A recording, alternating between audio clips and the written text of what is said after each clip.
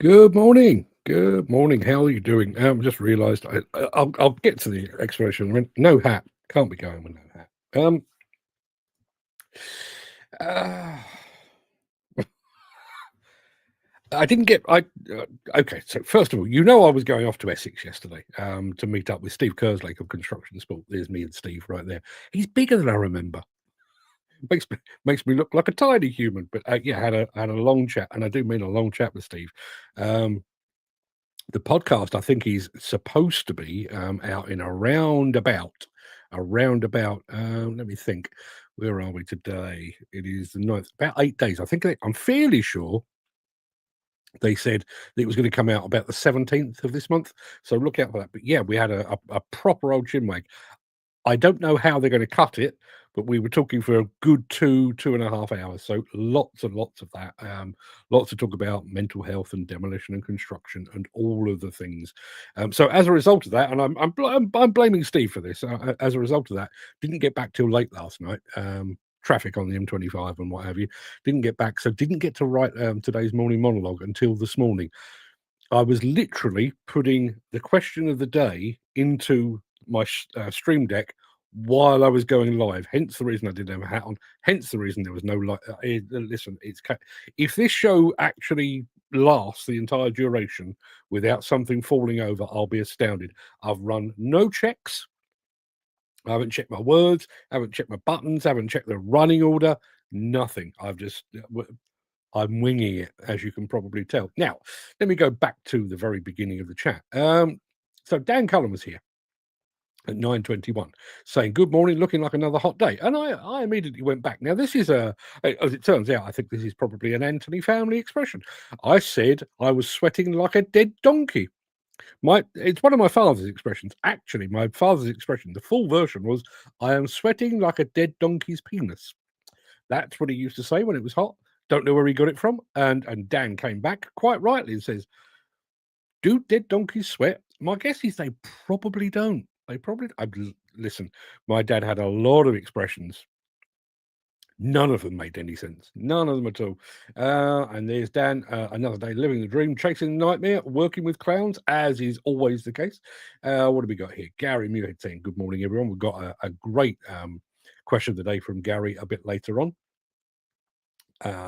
Who do we have here? Yeah, Dan Cullen on drainage today. So may only be listening. That might be best because it's all going to go pear-shaped at some point. Jim Turner is here as well. Good morning, peeps, he says. Lou says, "Sweating like a dead donkey. Never heard that before in my life." Morning, guys. You didn't get to spend enough time with my dad on a hot day. That's all I can say. And apparently we're on surround sound in Danland. Do I sound rich? Do I sound rich and bassy? Is that hurting your feelings at all? And Luke Carney, yeah, 2 weeks today, Plant Works kicks off. Are you nervous, Lou? You're probably not. You've done these things dozens of times. I'm sure this is all in your stride. Marky Mark Whiting is here as well.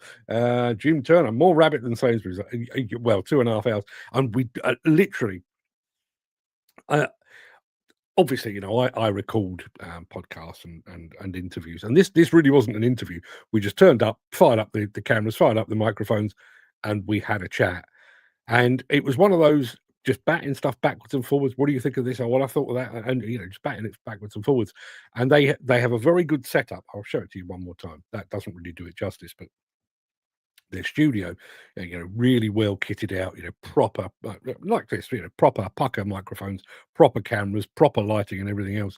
But they've got an editor who's actually, and the podcast organizer, if you like, Alex, who's sat over in the corner.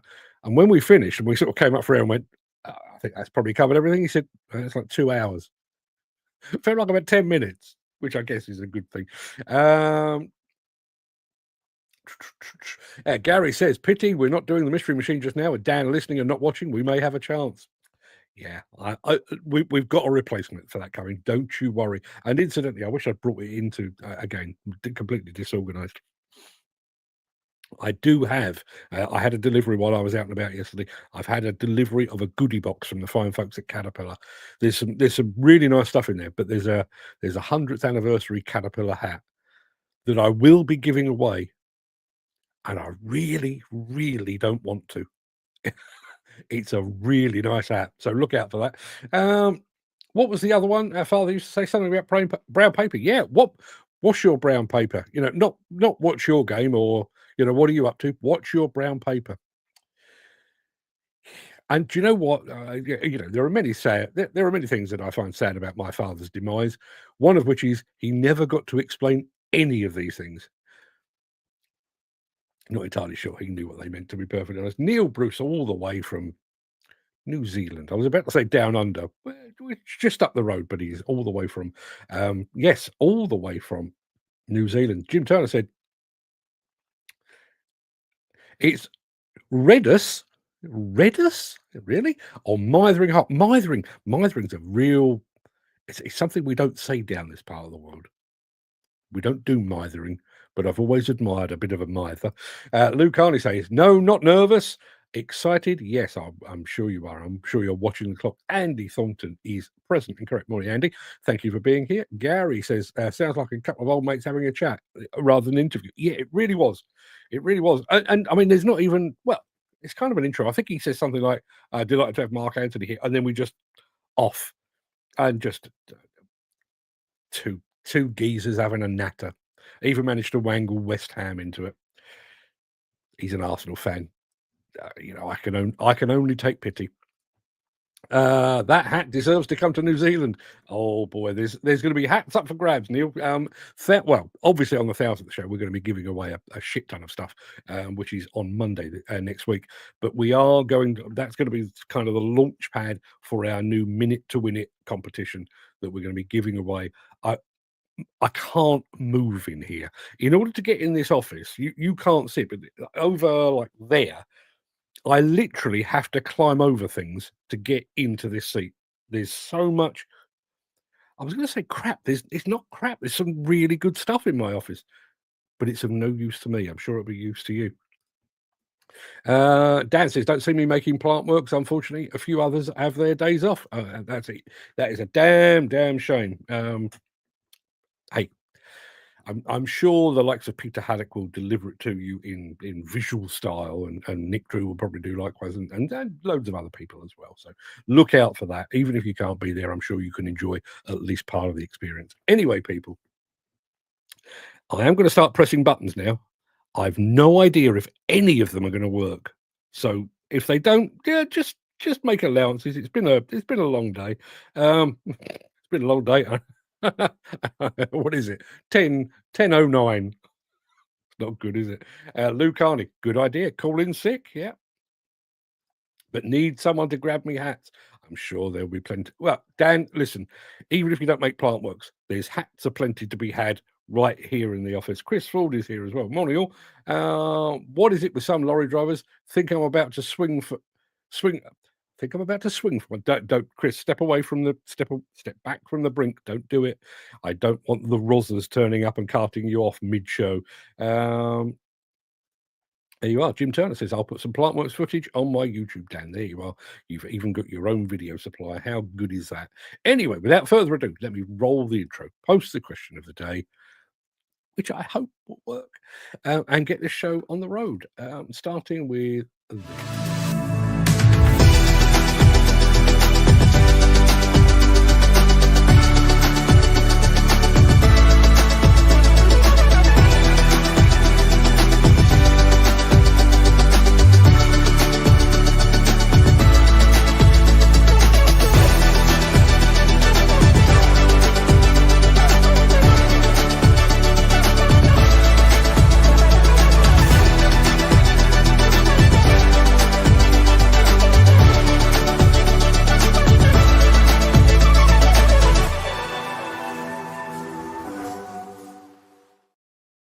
It is Tuesday, the 9th of September. Welcome to the Breakfast Show. I am your host, Mark Anthony, the Walrus of Demolition and the Lord High Chancellor of live streaming. In today's show, Komatsu's power agnostic mining truck is in the wild.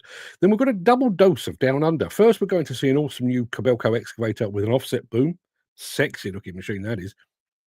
And then we're off to see how an Aussie plant hirer is relying on Caterpillar equipment and Dynaset. Dynaset will be keeping the pressure on. And in my morning monologue today, Let's talk about immigration and flags because, hey, everyone else is. That's about the size of our morning monologue today. It does appear that the button for the question of the day did work, so keep an eye out for that. Jim Turner already managing expectations, saying about his video, it won't be anywhere near the standard of the professionals, though.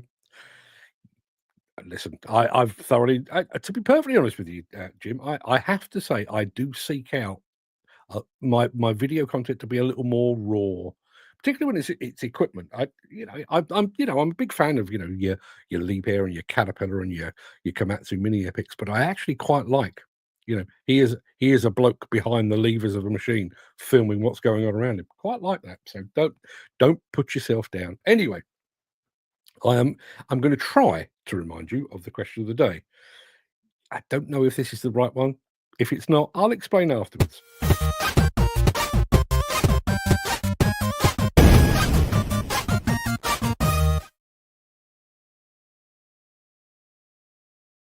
Well, miracle of miracles, it was the right one. Fantastic stuff. Yeah, our question of the day today comes from the one and only, our resident quiz master, Mr. Gary Muirhead. And his question is this. I thought this was a good one, actually.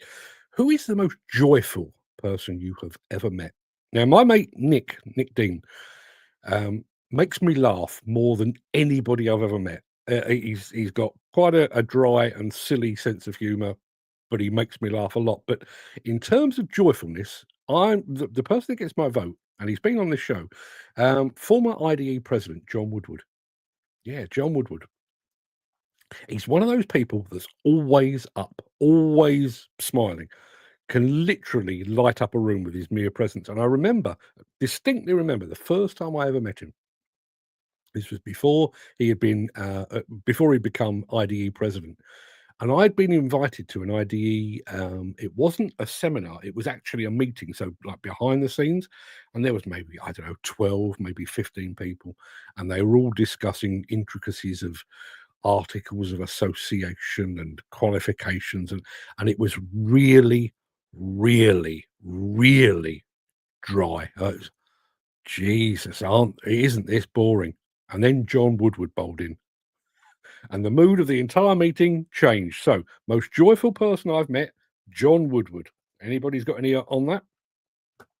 Stephen Edwards has just arrived. A bit late today. Not a problem, Stephen. But we will expect a note from your mum at some point in the future. Gary says, I'm enjoying your content, Jim, on YouTube. You're doing some fantastic work, my friend. See, don't have to be overly professional. So, I think the rawness just...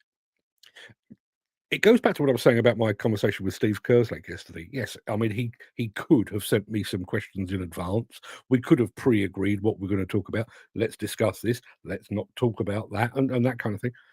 That's not really how life works. And as I say, that's far more my viewing pleasure. For reasons I don't fully understand, there's a guy I watch. I wish I could remember his name. I think he's called Kent Camping.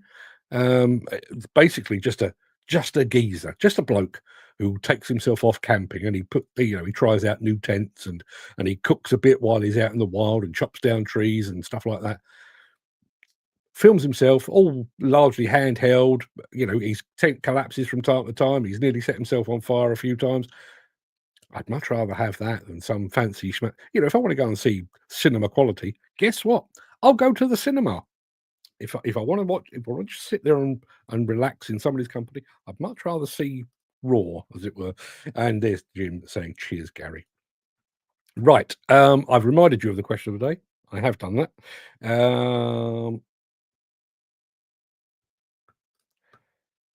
I was one of Al Gore's directors. Never saw him have a bad day. You've mentioned Al Gore before. How did you come to be an Al Gore director? I'd be interested to know that. But yes, he does come across as very upbeat.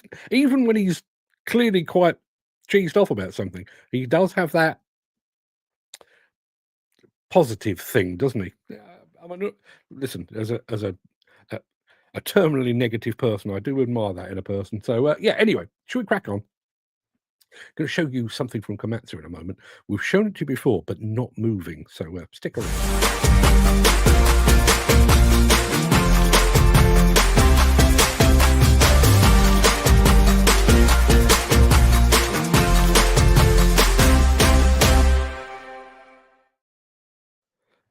cast your mind back to about this time last year. Me and Fred were over in Las Vegas for the Mine Expo show. Lots of big equipment, lots of new big equipment. But one of the absolute standouts was this Komatsu power agnostic truck. Power agnostic, doesn't have religious overtones. It's basically, here is a truck, what is currently a diesel powered truck. But that same truck can be trolley driven.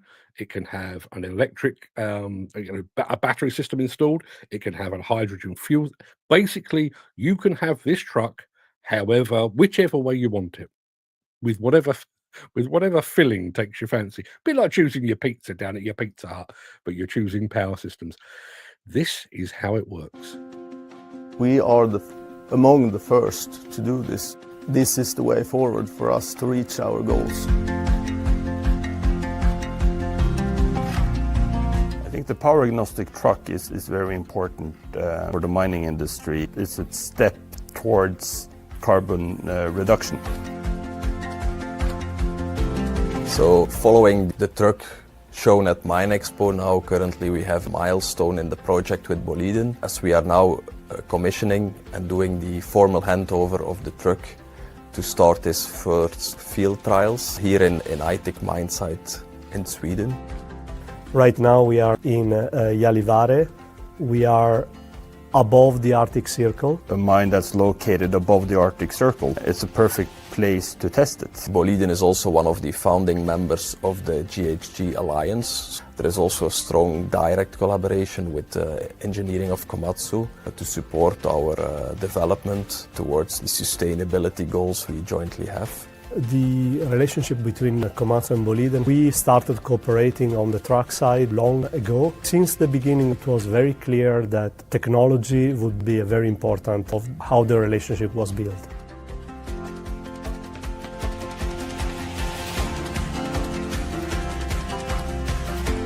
The power agnostic truck from Komatsu is very important for us because we see that it's a very crucial step to take in order for us to reach our ambitious CO2 targets. Diesel emissions is one of the major sources of CO2 emissions in our operation, and we won't be able to reach our CO2 targets without electrifying the big trucks in our open pit mines. I think power agnostic as a platform, I think is the right way to go.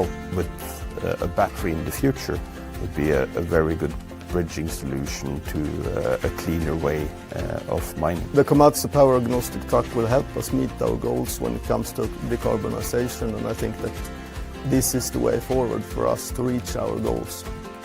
This is the way.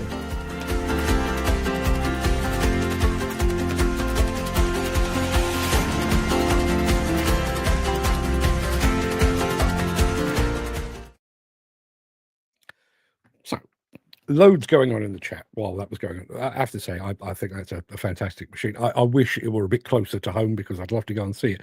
Komatsu Europe, if you're paying attention, any chance of going above the Arctic Circle to go and have a look at that? I'd love to do it. Andy Thornton. So first of all, how did somebody from the UK end up working for Al Gore? He was headhunted. Simple as that. I'm going to come back to the other bits of the chat in just a moment. Gary Muirhead commenting on one of the guys in that clip. You could score a field goal through the gap in that guy's teeth. Yes, it was pretty impressive, I have to say. Andy Darvell has just arrived. Morning. Sorry, I'm late to the party. Been flat out. Not a problem at all. Dan Cullen saying, could you imagine the headache you have here, moving a machine of that caliber in the UK? That's planned months and months and months in advance, isn't it? Now, two things. I've had two comments here, which I think kind of go back to some of the conversations I was having with Steve Kerslake yesterday. My question of the day, I said my question of the day, Gary Muirhead's question of the day was, who is the most joyful person you know? Chris Ford said, a man named by the name of Winston Burton always had a smile and a lively repartee. Unfortunately, he took a permanent solution to a temporary problem. Never saw it coming. So, there's number one. Jim Turner, on the same line, says, question of the day, my mate Alice, she was a ball of positive energy, but tragically she did herself in. Just goes to show what's on the outside might be very different from the inside. I was reminded, I quickly looked it up while that came through. Has anyone seen the movie The Watchmen which is a personal favourite of mine. I do think it's an absolutely fantastic movie. But there's a joke in it where basically a guy has gone. I'm just going to put it up on my screen now. He says a guy goes to the doctors and says, I'm terribly, terribly depressed. I can't see any reason to continue. Life just seems so harsh. It's a threatening world. My future is vague and uncertain. And the doctor says, don't worry, not a problem. Take yourself along to see the great clown Pagliacci. He's in town tonight. Go and see him. That should pick you up. And the man bursts into tears and says, but doctor, I am Pagliacci.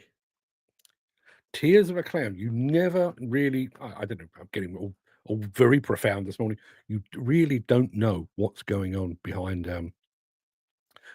the facade, as it were. And sometimes that upbeatness is actually a cover. It's a facade for actually what's lurking behind. Ken Hatcher is here. Go, stand by your beds, people. Ken Hatcher is here. He was at the chiropractor yesterday.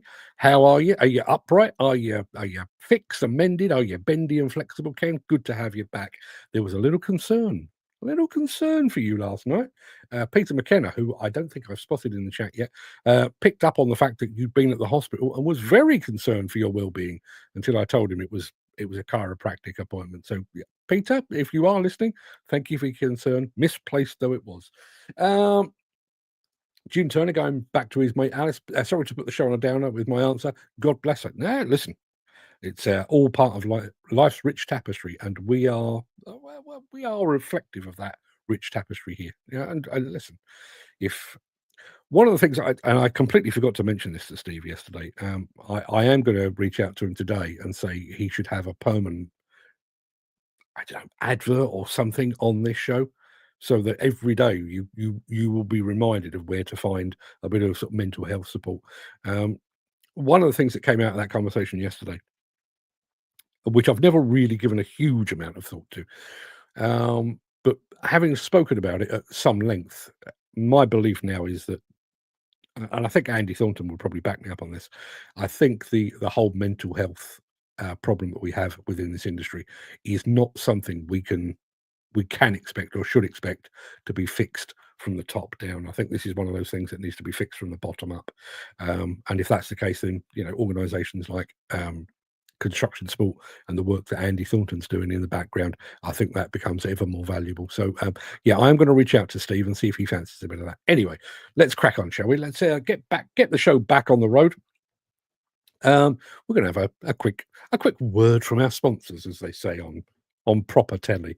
One of our sponsors, Caterpillar.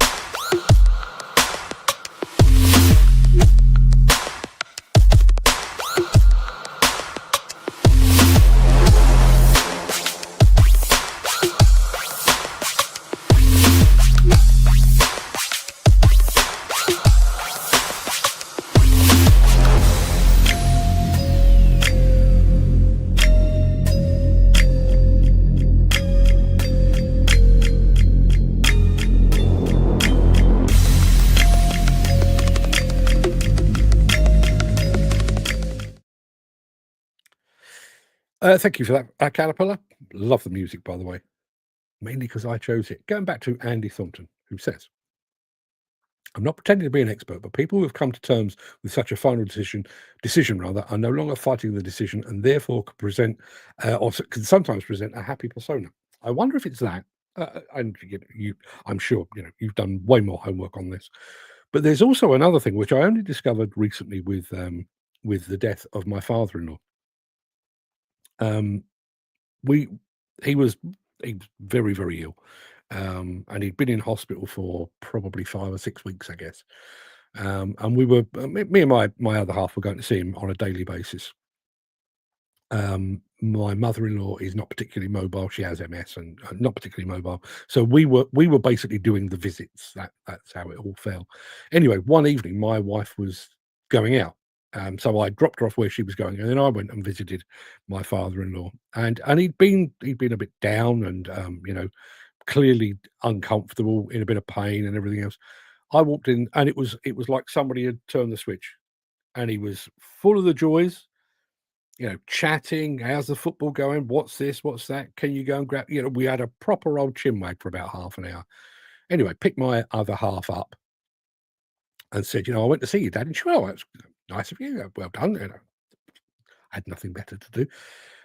And I said, he was really, really up. It's like he's turned a corner. So she immediately got on the phone to her sister and said, Mark's been to see Dad, and he seems to have turned a corner. And her sister works in a care home.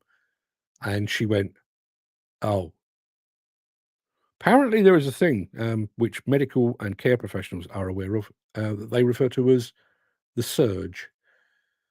When you are about to step off this mortal coil, apparently there is quite a frequent, oh look, they're better, and then they die. And as I said, when I delivered the news that he'd been much, much better, her reaction was not fantastic. It was like, yeah. It turns out within 36, 48 hours of that conversation, he had passed away. Yeah. Dan Cullen enjoying the Caterpillar tune. Thank you, Dan. You'll be hearing that again at some point in the not too distant future, I'm sure. Where are we headed next? Oh yeah, I've told you we're going down under twice. We are going down under twice, and the first time we are going to see a Kobelco machine with an offset boom. Not everyone needs an offset boom, but it does make a machine pretty damn sexy. Take a look at this.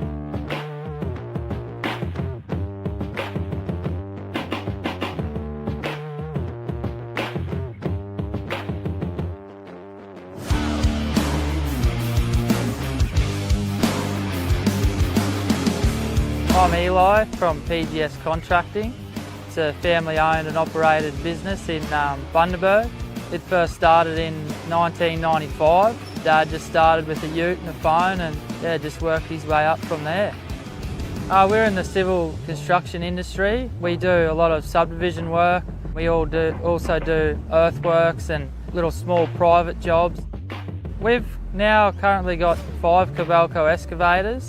We purchased our first one in 2005. They're all different sizes from 5 tonne to the 26 tonne. We brought this machine to replace a 8 tonne model that we had. We're just looking for something a bit bigger that we could use sort of for a variety of different jobs. And we wanted the offset boom because we do a lot of services and stuff where we need to be able to offset from the boundary or from the road box. And then to be able to take it away and do private jobs like pools or general earthworks, it's just a bit more versatile. It's very responsive and quick to operate. The controls are easy to pick up, good vision with the new cameras all around the machine, and yeah, it's really easy for the boys to just jump in and know that they're going to be right to get the job done. We love the quality of the Kobelco machines. Like, we've had them for a long time now, and you just don't have as much downtime. Like, machines all have their problems, but yeah, we've just had such a good run with how well they go and the power and the fuel efficiency and just the service. Like, if we need parts, they're here straight away, and Bris Vegas is really good to communicate with, and yeah, they've been really enjoyable. I'm Joel Bevan from Bris Vegas Machinery. So I'm the northern sales, got the Northern Territory, from basically Morayfield up to Bowen at the minute. Been with the company just over 2 years, been in the industry for probably 30 years. I met PGS probably 8 years ago when I through machinery sales. Now they've got quite a few Kobelcos in their fleet. In fact, I think all their excavators are Kobelco. This model compared to our previous models is a step up. It's got all the flash features of like Bluetooth and all the 360 cameras, and it's got the geo-scan, and we got the Trimble earthwork system on it too, so we can see everything when we're on a job, and yeah, it's very, very handy. The SK135 is a little bit unique to any of the other excavators of its size. So it actually has an offset boom, which the top of the boom actually pivots. And what that allows you to do is dig, if you're digging along a fence line or a boundary line, you can get right up close and offset the boom out, so you can still dig naturally and you know, in tight access spots. That's where these guys come into their own. So the 235 is obviously a bigger machine, over 24 tonne. It's got the short radius tail on it, so as far as access, you know, if you're digging on roadways and road construction and you're within a lane, your access is good. Power wise, you know, you can put attachments on them, you can put augers on them, you can put breakers on them. Quite a versatile machine. The backup service and the relationship with Kobelco and Bris Vegas is really good. Joel will always ring or contact me and touch base and see how we're going and see if we need anything. And then the service from Bris Vegas, if we need a service or any parts, it's always quick and responsive, so they're very good to deal with. At Bris Vegas we have a team of technicians and technical support that basically back the machines up. The Kobelco product, they offer such a wide range of excavators, from 0.8 tonne right up to 85 tonne. That's all they specialise in. We like the productivity of the Kobelcos, which is now why we only run Kobelco machines, just to keep them all the same and have all the good support and deal with all the same great people is why we've chosen to stick with them. We really just love the Kobelco product and support, and we look forward to a long relationship ahead with Kobelco and Bris Vegas.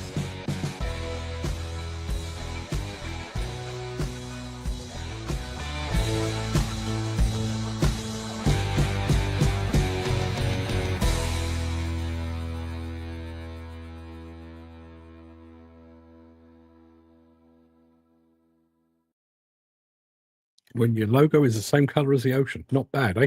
I'm going to say good morning to Danilo Germano over on Instagram, who isn't just watching, he's actually followed us over on Instagram. Good morning to you. Going back to my talk about the surge, you know, before somebody dies, they have that kind of partial recovery. Apparently, Andy Thornton says very common, very much a thing. Dan Cullen enjoying the Kobelco, and Jim Turner says, used to have an open tour, a 3-tonne Kubota with a knuckle boom, was a right beast, could lift a ton bag above the cab and spin around its own footprint. Great for tight jobs. I have to say, watching that, a combination of the offset boom and the tilt rotator, that really does give you, this is me being a Kobelco, it really does give you an enormous amount of flexibility as well. Well, not a cab, just an extremely basic canopy. Those were the days, the canopy. Why was it whenever I went out to operate a machine, not in a professional manner, you know, well, Mark, go and report on this Kubota or this Yanmar that's just been delivered, brand spanking new. They'll let you have a spin, which almost guaranteed that it would piss with rain and the rain would be sideways. Always. Demo Dove, Andy Darvell says good machines, especially with the offset boom. Yeah. Does give you that bit of added flexibility, doesn't it? Anyway, we're going to be staying down under in just a moment after this. If you are enjoying this episode, please consider supporting the show. You can leave us a tip at buymeacoffee.com/demolition news. Now, pay attention, Neil Bruce, because you're in New Zealand. The clip I'm about to show you is actually from Caterpillar ANZ, which is Australia, New Zealand. This is in Australia, but it's kind of in your part of the world. This is a company called Hutchings Plant Hire, and they are big fans of Caterpillar, like this.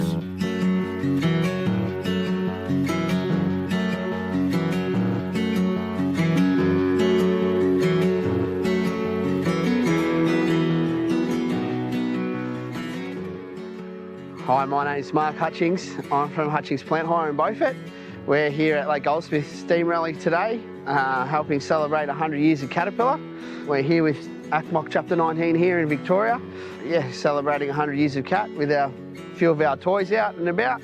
A group of us spend quite a lot of time collecting. We've got quite a few tractors to play with and have a look around, and we do like to restore them when we've got time and money. Caterpillar's been a big part of our family for 40 years. My father was a boiler maker, and he did a lot of work on Caterpillar equipment early days. Injected me with the yellow blood, and I've been a big fan of Caterpillar bulldozers since I was a little fella. Come up through with it all my life and end up as a apprentice diesel fitter at William Adams here in Victoria. Spent a lot of time with William Adams working on Caterpillar equipment, and which has led to my two young fellas being pretty heavily injected with the yellow blood as well. So we've got a few generations of Caterpillar enthusiasts within the family now.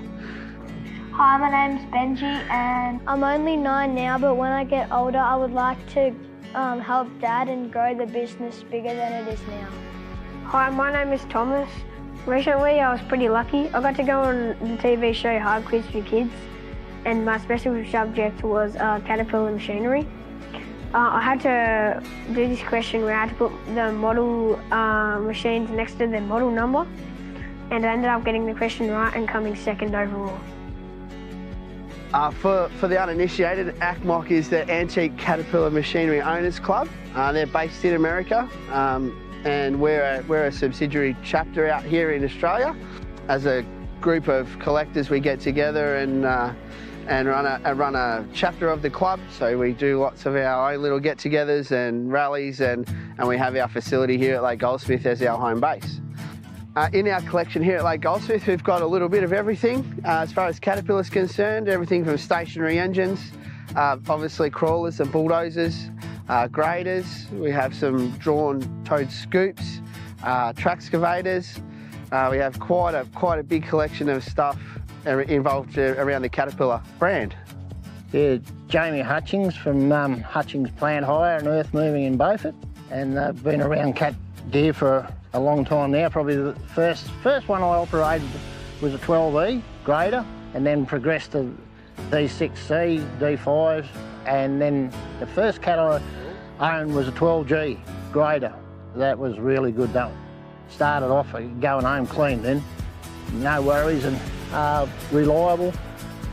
And probably at about that time I started the cat collection. Mainly came across it by finding old machinery on farms, and took them home, and Mark and myself started restoring them, and then it got the bug and it started after that.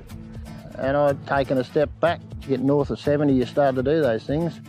As an earth moving company based here in southwest Victoria, we've diversified our business to suit the agricultural market, and we do a lot of broadacre drainage work for farmers, a lot of dam, farm laneways and driveways. We do a little bit of work for local government, some resheeting type work, and also for the state government we do a little bit of road maintenance work in the national parks and the state forests. Part of our work with the state government and DECA has involved a lot of fire work, which has been a very important part of our business here. Being available 24/7 to support the community for suppression works has been something that we've done for quite a long time, and as we've been particularly busy in the last 12 months with a few fires in our local area. It's been a privilege for us to be able to be involved in that part of our industry.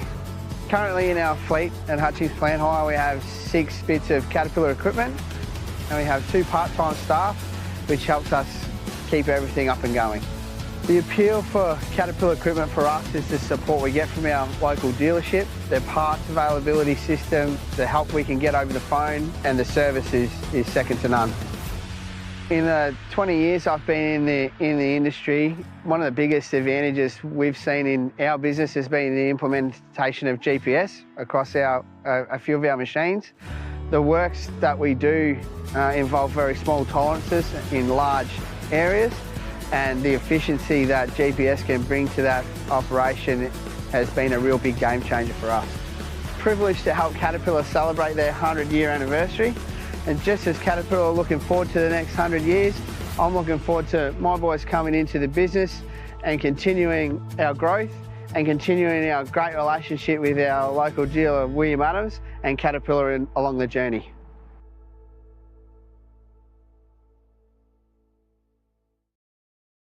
What a cracking film that is. Dan Cullen, love the way he says injected with yellow blood. Yeah, always get the yellow injection. Jim Turner says, now you're talking my language. Old kit is the best kit. Andy Darvell says, some serious classic toys there. What is it about the colour? The colour of old machines. And it's not just machines. There is a certain, I don't know if it's a patina or quite what it is, but old Cat machines, old Vespa scooters, old Fender guitars just have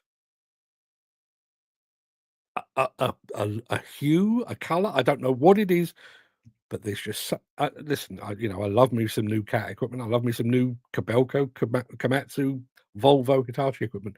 But that old kit is just the right color, isn't it? I don't know what they do to it, but I've got to say I am a fan. We've got one final film for you, which is featuring our friends at Dynaset. Back after this. Since the finance bill came into effect in April, the construction industry has seen a surge of fuel thefts.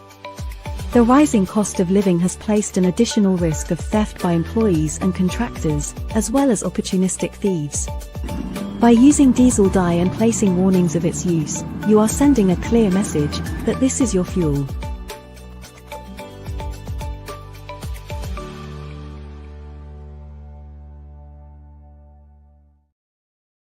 In about 2 minutes' time, I'm going to be reading to you today's morning monologue.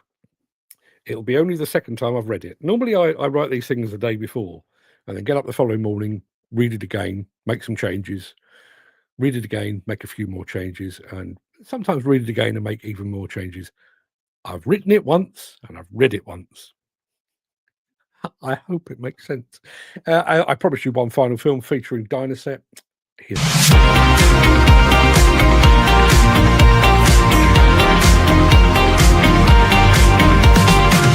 The Dynaset HPW hydraulic high-pressure water pump transforms the power of a mobile machine, vehicle, or vessel into high-pressure water for countless applications.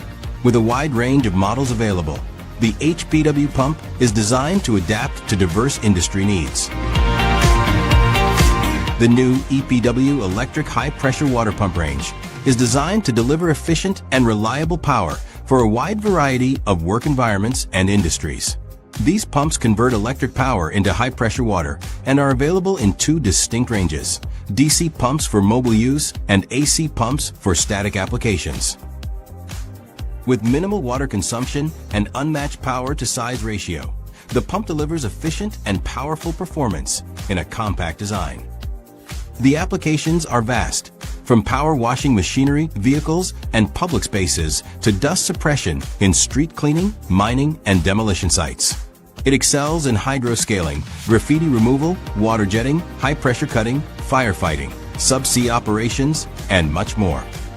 By harnessing the machine's own engine as a power source, the Dynaset HPW eliminates the need for a separate engine, reducing costs, saving time, and ensuring reliability in every application.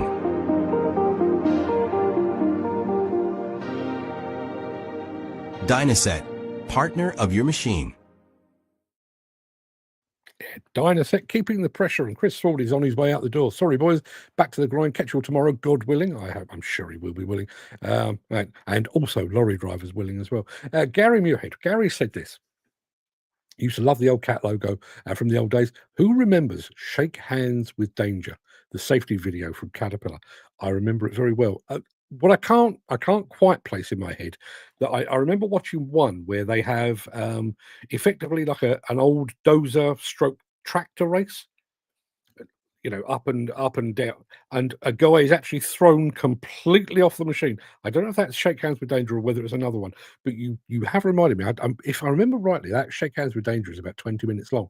I might actually bring that on for Monday's show to mark our 1,000th show, just as a bit of a distraction, because I am planning to go on for a little bit longer than I normally do on Monday, if you could bear it.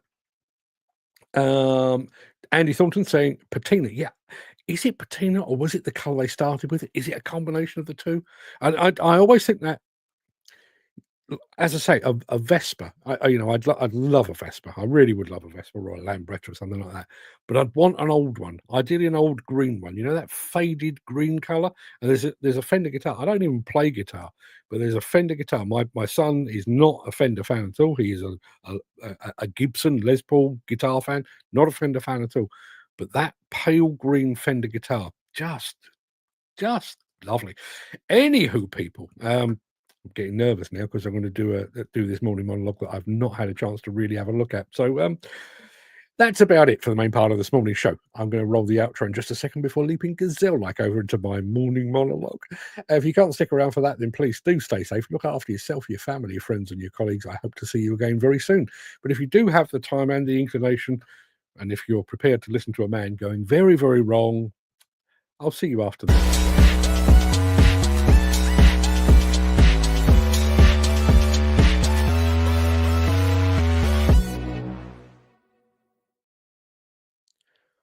Regular viewers will know that I have no fear of addressing controversial subjects on this show. But today, we're entering exceptionally dangerous territory. We're going to be wading into treacherous waters filled not with sharks or crocodiles, but by talk of immigration and flags. But before you lash a Union flag to your nearest lamppost, paint a cross of St. George on a zebra crossing, or call upon the government to intercept a flotilla of small boats in the English Channel, let me be clear.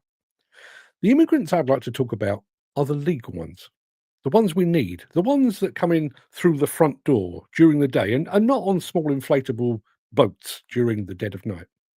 And the flag I'd like to talk about is the big red one, the big red warning flag that should be flying over the UK demolition and construction sector right now, as our ailing government plans tighter migration controls that could have a massive and negative impact upon the industry's workforce. Back in May, the UK government published a white paper that sets out a series of major reforms to our work-based migration system. Those reforms are aimed at reducing employers' dependence on overseas workers. Now, in the grand scheme of things, this might be a plan that many people are willing to get behind, British jobs, British people and all that. But here in the demolition and construction industry, any such changes could exacerbate our already massive skill shortage. And indirectly, it could even worsen the mental health crisis that is already gripping the sector. So what are these changes? Well, the first one has already crept in under the radar and is now in force. From the 22nd of July this year, there's been an increase in the skill level required to obtain a skilled worker visa. That standard has risen from A-level or A-level equivalent to undergraduate degree level. That new standard instantly disqualifies the very people that the demolition and construction industry so desperately needs to help plug the skills gap. I'll ask you, how many excavator operators have a university degree? How many bricklayers, plumbers, plasterers, or electricians? Now, there is what is known as a temporary shortage list, or a TSL, which contains details of roles that fall below the undergraduate degree level, but which can still be sponsored by employers. But that TSL is scheduled to last only until the end of 2026. So unless it's extended, that door to entry could also be slammed shut. And the lack of long-term job security for migrant workers doesn't end there. There's also a proposal to double the settlement period for skilled workers from the current 5 to a new 10-year period. Assuming workers can make it through this new legal minefield, they will have to wait a full decade before they can achieve permanent residency status. On top of this, the government intends to raise the cost of the immigration skills test by over 30%, which means that it will be more expensive for employers to push vital migrant workers through the testing system before they can start work. English language requirements are also being tightened, with skilled visa applicants expected to meet an A-level equivalent. Yes, overall, fluency in English would undoubtedly be useful. We all know the importance of understanding things like safety briefings and toolbox talks. But this could exclude workers who might otherwise contribute meaningfully on site, where technical competence and team coordination often mean more than language fluency. And besides, I'll ask you again, how many British digger drivers do you know with an A-level grasp of English? The nation's anti-migration stance has already started to impact. Since 2020, the UK construction industry has seen a 40% decline in EU workers in construction. And this is at a time, excuse me, and this is at a time when more than a quarter of the industry is reporting severe labour shortages. And in London, the situation is even worse. Prior to Brexit, around 28% of London's construction workers was made up of EU nationals. That is now dropping dramatically. As an industry, we are already short 25,000 bricklayers, 10,000 carpenters, and 4,000 plasterers. Now, it would be nice to think that this is a massive opportunity for young British people to join the sector. Sadly, the dropout rate for apprentices is around 40% on some courses. Meanwhile, more than 20% of the industry workforce is over 50, and they're set to retire within the next decade. So we're actually losing existing workers way faster than we can train new ones. And now, with these plans to further tighten restrictions on legal migration, we could see that skills gap. Grow into a skills chasm. Bizarrely, these changes are being proposed by a government that is already seeing its house building plans dashed upon the rocks of the existing skill shortage. But there's another element to this issue, one that's not being discussed at all, as far as I can see. We're aware. Thought it was going to be a sneeze. There wasn't. We are aware of the impact that this will have on the country's ability to build sufficient homes, roads, infrastructure. We're increasingly aware of how this might create a greater shortfall in the wider industry workforce. But no one is talking about how this might impact those already working within the industry. Those workers are already under the cosh. They're already under stress. They're working against the clock, often alongside agency workers that may or may not show up on a daily or a weekly basis. Let's be clear here. If we have even less workers, clients aren't going to make an allowance. Main contractors aren't going to accept slower project completions. Subcontractors aren't going to explain that there are a few men and women like that, and that the previously agreed project completion date was, with hindsight, a bit ambitious. They're each going to drive the existing workforce harder. Earlier starts, later finishes, more time away from home, more pressure on an hourly, daily, and weekly basis. What will that do to safety levels on site? What will that do to the already fragile mental health of many in the sector? In our determination to satisfy the anti-migration demands of part of the UK population, we could be making things a whole lot worse for the near 3 million people working within demolition and construction right now. That should raise a flag, a big red one. There you are. Listen, everybody else is talking about migration and flags. I thought it was about time that I threw my hat into the ring. But yeah, think about, there's a lot of standouts there. You know, we've lost 40% of our EU workers since 2020, post Brexit. That's not good. What was the figures on the older generation? I'm going to get back to the right part.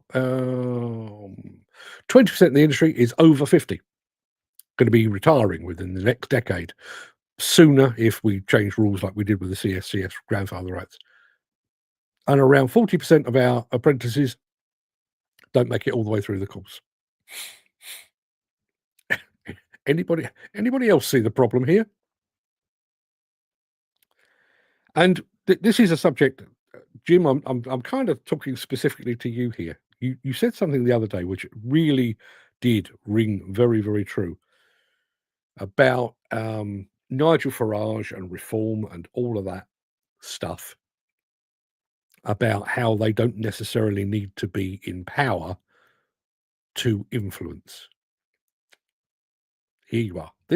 Let's not forget, you know, regardless of where you are, in the political spectrum, we all know that traditionally the Labour Party, you know, it's been the party of the working man, working woman.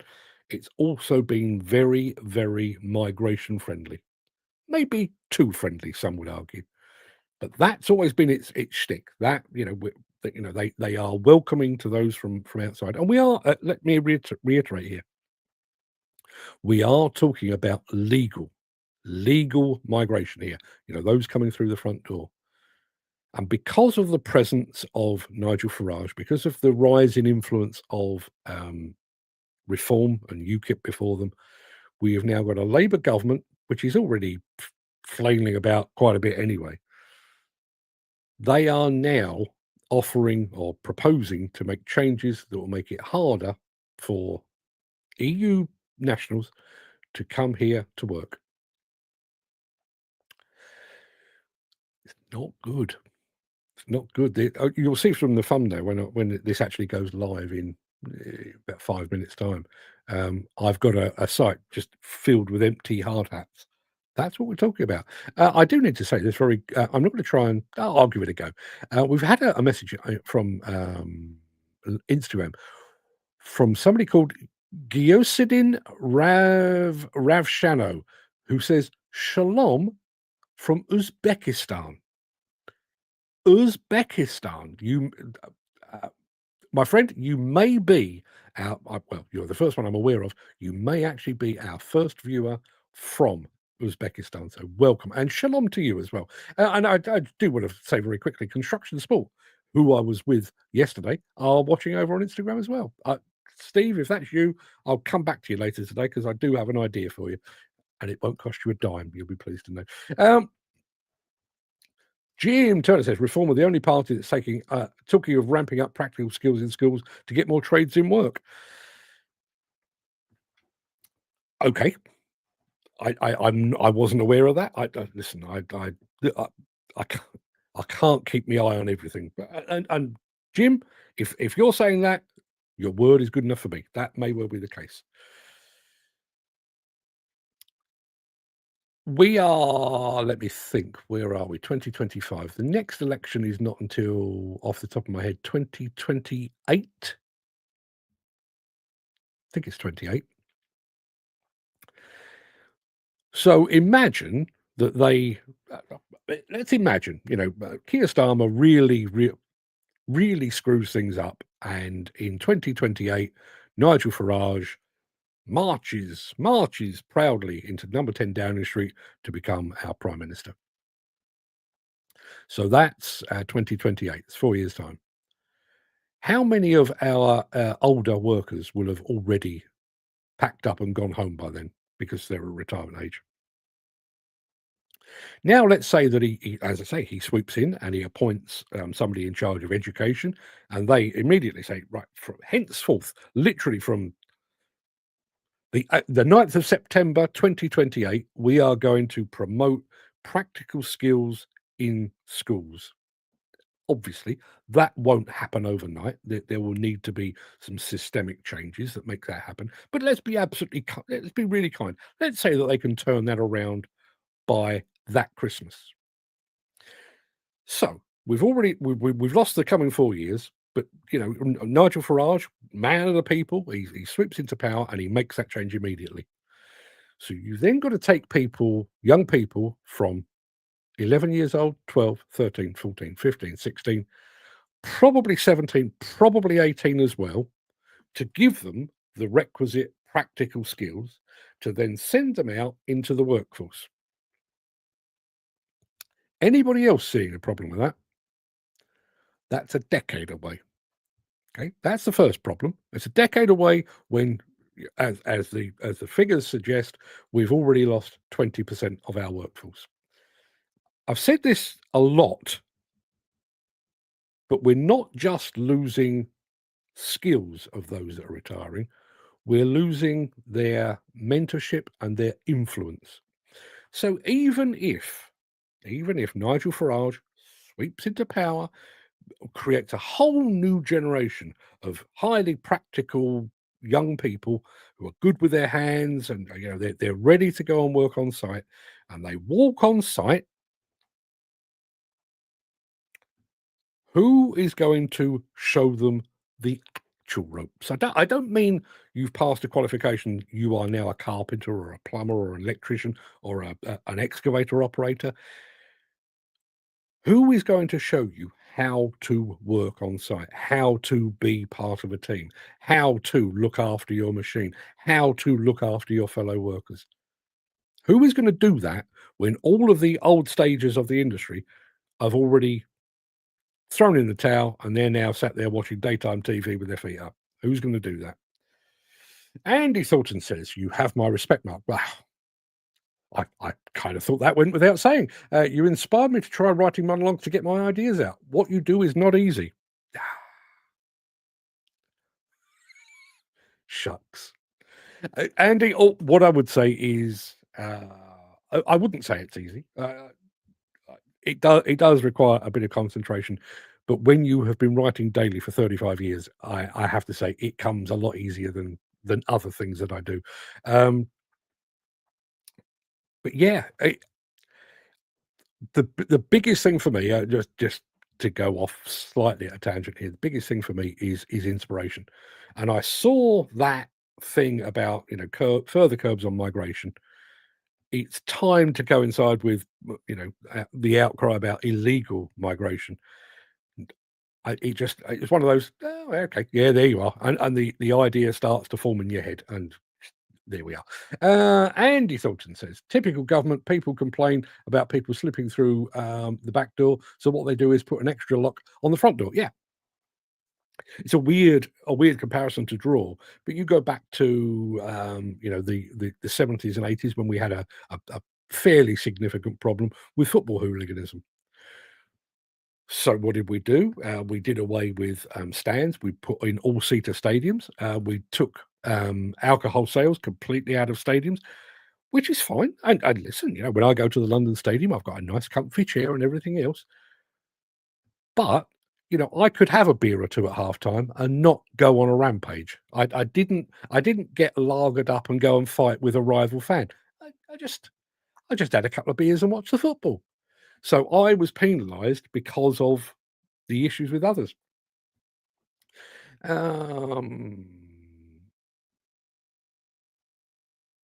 Mr. Matthew, I'm not entirely sure who Mr. Matthew is, but I like what he's saying. He says, there's people at the peak of their career around the age of 40 to 50 years old. I help younger people wherever I work, but only if I see they're willing to learn, Mark. Yeah. Hey, listen, it's got to be a two-way street. It has got to be a two-way street. But take people like you out of the equation, Mr. Matthew. Take Jim Turner out of the equation. Take Ken Hatcher, Gary Muirhead, Dan Cullen, all of these people.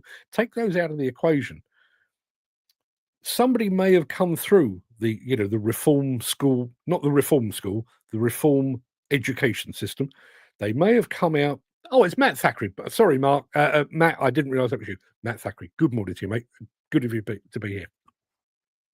They may have come through all of that. They may have ticked all the boxes. They've got their whatever the O level or A level equivalent is of plastering these days. They've come out the other end and they're going onto a site. They still require education. They may have a piece of paper that says, I've got an O level in plastering. But if you ever worked as part of a team, you've in all likelihood, you've probably been mollycoddled to this point. Your mum's cooked your breakfast for you. You've been out the house at about 8:15 to catch the bus at 8:30 to be at school by 8:45. You've been finished by 3:00 in the afternoon and go and kick a football around with your mates. Now you need to be on site for 6:30 on your own, under your own volition. You need to get up in the morning. Who's going to teach you that? Jim Turner says, reform has my vote, but they aren't my party. Okay. They do anything until they're in power. The Conservatives and Labour have done nothing but erode our practical workforce. That I do 100% agree with. I do. And it does feel like it's a very Western thing, doesn't it? When you look, and I do actually think that Donald Trump is quite possibly a certified lunatic. But when you look at this, what does he call it? This bringing American jobs back. So he's been talking about relocating the manufacture of iPhones from China to America. Who's going to make them? For one thing, they're going to be phenomenally expensive. Who's going to do that? Who is going? We had this post-Brexit. We had farmers in uproar about the fact that they had strawberries on the vine, they had I'm thinking of fruit and veg. They had apples in the orchard. And because we had made our EU workers feel so very unwelcome, they'd buggered off home and we had nobody left to pick them. And, they as you do, farmers put out messages in the local community and said, please, could you come along, young people, and help pick my apples before they rot on the vine and I lose all my money. And the young people of Britain went, fuck that. No, mate. Not my problem. Not what's the expression? Not my circus, not my monkeys. Yeah, they want no part of it.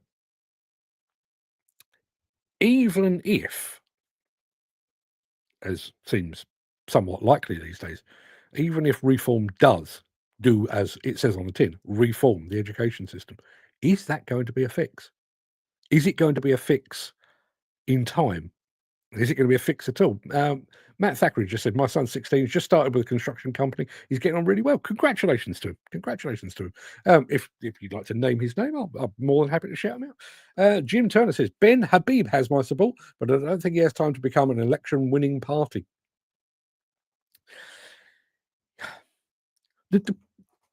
I don't really want to go off at this tangent, but there is... I do think that's one of the issues with party politics. Because you have to make a choice. You might believe that the Conservatives have the answer to our migration problem, but maybe you don't necessarily agree with them on their plans for education or the National Health Service.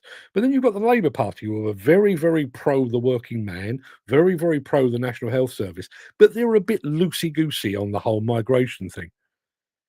The trouble is you only get one vote, so you have to take the rough with the smooth.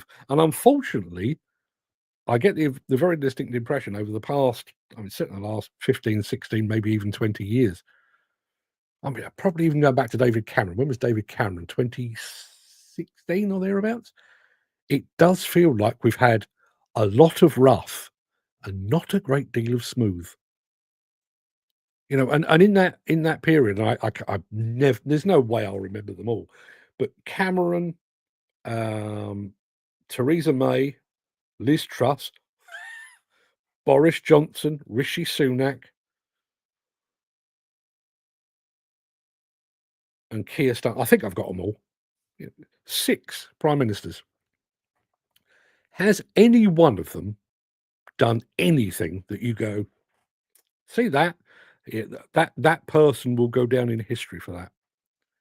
Or are you thinking, like I am, Cameron was bad, Theresa May was worse, Liz Truss was worse still, Boris Johnson was really bad, Rishi Sunak was worse, Keir Starmer is a disaster, just one after another. Matt Thackeray says, people would be more keen to work if the benefit system was different, i.e. if you had to do some community service to qualify for getting benefits. I wouldn't argue with that. But again, one of my concerns with this, going back to the point that Andy Thornton made, you can and you could tighten up the benefit system. The problem that we have as a nation, and I don't think this is peculiar to the UK, I think this is just a global issue. You could put greater restrictions on the benefit system. And yes, it might push more people into work. But what about those that will be caught up in that really are in need of those benefits? Because you know what it's like, much the same as I'm saying about these migration changes. We've got concerns about people coming in small boats, so we're going to shut the door entirely. So there will be, unmarried mums with, young child that they can't feed because somebody's cut their benefits. And things like that. This is not yes, they can probably appeal, and yes, they might get their benefits back, but there will be a period where they have no support whatsoever. Old people with their heating allowance, is that benefit cut as well? It's not a case of just, there you go. Andy Dalvell says, I know a lot of people didn't like her, but bring back Maggie. Listen, I really blew hot and cold on Margaret Thatcher. At the time that Margaret Thatcher was in power, I actually thought, well, about time. About time. She may be a woman, but man alive, she's tough as old boots. With the Falkland Islands and the Union bashing and all of the things that went with it. But then you look back and you think,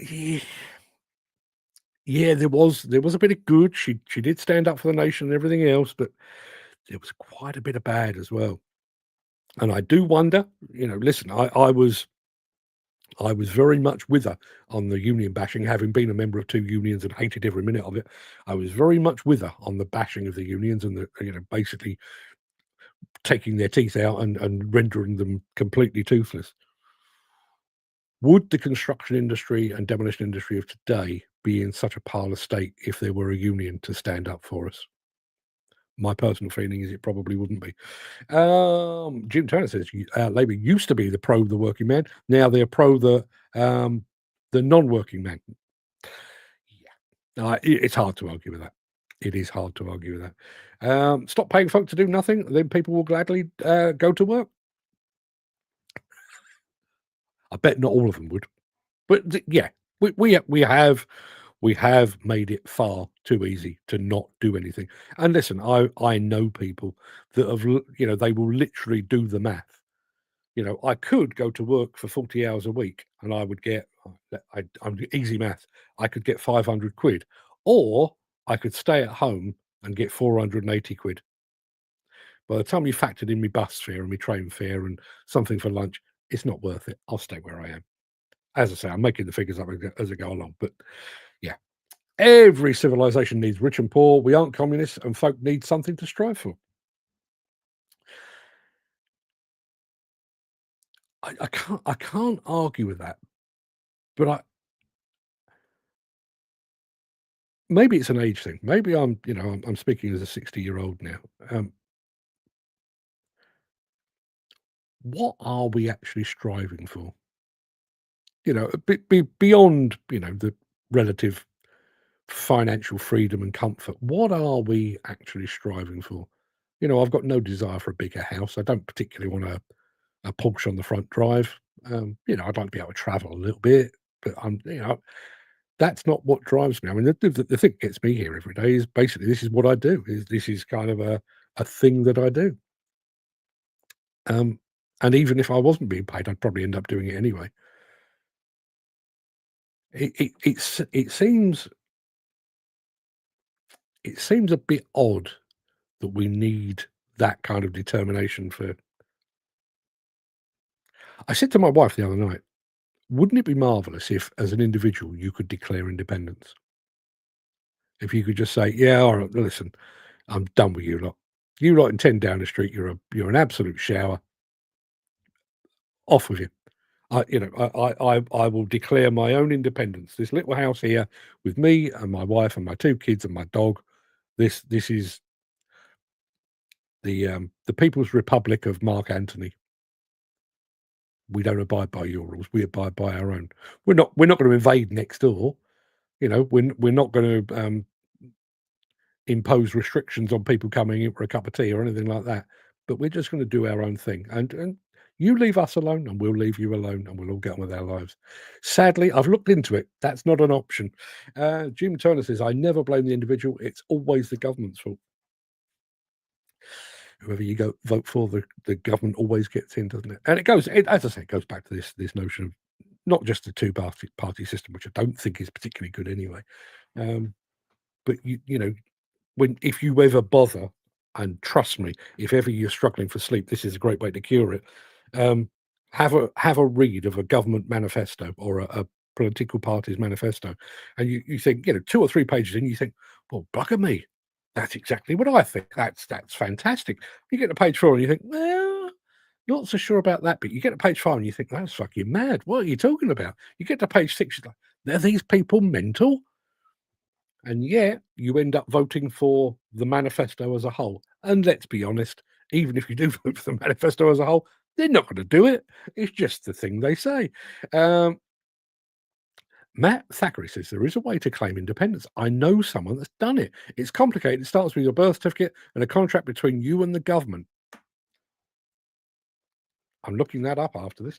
Jim Turner says, my philosophy is that each generation has to strive to be more comfortable than the previous one. Until a generation doesn't work for other people, always have time and money spare. Trouble is, I only have one at any one time, but my day will come the glorious revolution. Jim, who will be first against the wall? Don't answer that. Don't answer that, because I might not like the answer. Everybody, that's it. That's show number 996 done and dusted. Where are we? We're at Tuesday, 997 tomorrow. We'll be doing show 999 on Friday, which means that Monday next week is the big handover, the big sign off. It's not a sign off. Coming back on the Tuesday, but yeah, all the